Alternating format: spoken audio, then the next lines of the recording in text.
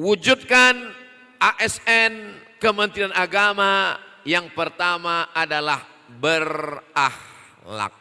Selama ini saya taunya berakhlak itu ya berakhlak.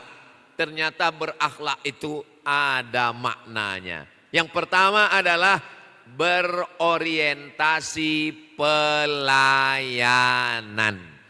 Begitu siap menjadi ASN Kemenak, berarti melayani masyarakat. Makanya kalau ada ASN Kemenak tidak melayani masyarakat, berarti dia pindah ke kantor lain. Dikasih tisu. Supaya jangan sampai direkam pakai kamera, mulutnya bebuih. Sampai di komen di YouTube, lap dulu buihnya. Itulah hebatnya Kementerian Agama memperhatikan semuanya. Sampai buih di mulut pun diperhatikan. Kenapa? Karena memang dia pelayanan. Sekarang sudah dipindah, ada namanya Kementerian Haji yang dulu di bawah Kementerian Agama. Supaya apa? Supaya lebih fokus melayani jamaah haji. Jadi menjadi ASN itu bukan minta dilayani, bukan minta dihormati, tapi dia menjadi pelayan masyarakat. Jadi kalau sampai orang datang ke kantor, ngantrinya lama, ini Ustadz ngomong di kantor ngantrinya lama ini ada jamaah yang ngadu pengalaman pribadi. Saya datang ke kantor ngantrinya lama betul, tapi bukan kantor Kemenak. Pas sudah dekat di counter saya intip, kenapa pegawai ini lama sekali melayani saya? Saya intip dari balik, rupanya dia main game. Menembak musuh yang gak mati-mati. Dia digaji dari uang pajak masyarakat, tapi menyia-nyiakan masyarakat, maka minta maafnya, minta ampunnya di akhirat. Kalau dia pegawai kabupaten Sukabumi, masyarakat Sukabumi penduduknya 2,9 juta orang. Kalau enggak percaya, hitung sendiri. Kalau dia pegawai ASN nasional, berarti dia mesti minta ampun di akhirat kepada 280 juta penduduk Indonesia.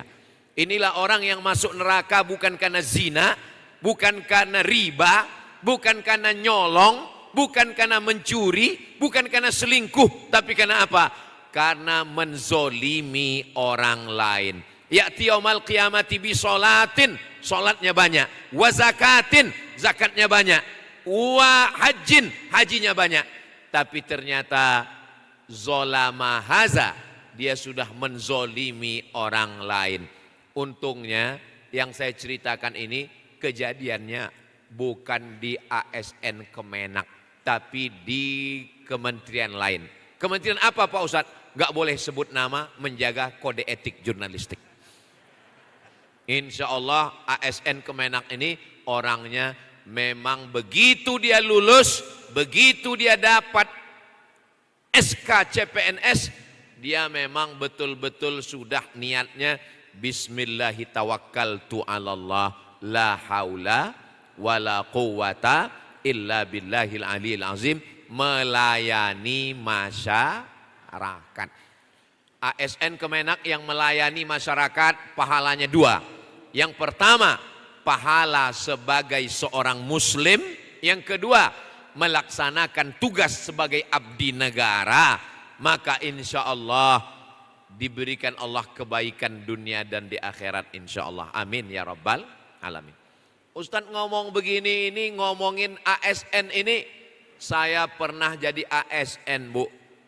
Bapak, saya PNS tahun 2008. Keluar dari PNS 2019. Saya bukan dipecat, bukan dikeluarkan. Memang minta mundur sendiri. Kenapa Ustadz mundur dari ASN? nanti kita bicarakan empat mata. Terus selama Ustadz menjadi pegawai itu, saya melayani mahasiswa. Saya kebetulan ASN dosen. Jadi saya masuk 12 SKS. Saya melayani mahasiswa, mengajar mereka. Mata kuliah saya, mata kuliah hadis. Saya menjadi pelayan mahasiswa. Saya datang jam 8 dan saya keluar kelas jam 9.40. Jam 8 saya datang, mahasiswanya belum ada yang datang. Lama-lama saya sendiri yang datang terlambat. Karena kalau saya datang begini terus, mahasiswanya lambat datang, ya tentu nanti ditambah di jam ujung. Kenapa? Karena kita bukan minta dilayani, tapi melayani sesuai dengan kantor masing-masing. Kalau Bapak di kantor Kementerian Agama, di kantor Kementerian Haji, tentu saja pemerintah kabupaten, Bapak Sekda beserta jajarannya, Bapak TNI juga beserta jajaran, maka insya Allah pertemuan kita ini tidak hanya Kementerian Agama, penyelenggaranya Kementerian Agama, tapi semua yang berada di bawah Negara Kesatuan Republik Indonesia, bahkan tingkat presiden, gubernur, bupati, wali kota, camat, lurah sekalipun, semuanya adalah dipilih oleh rakyat untuk melayani masyarakat. Mudah-mudahan kita mendapatkan pahala pelayanan insya Allah. Amin.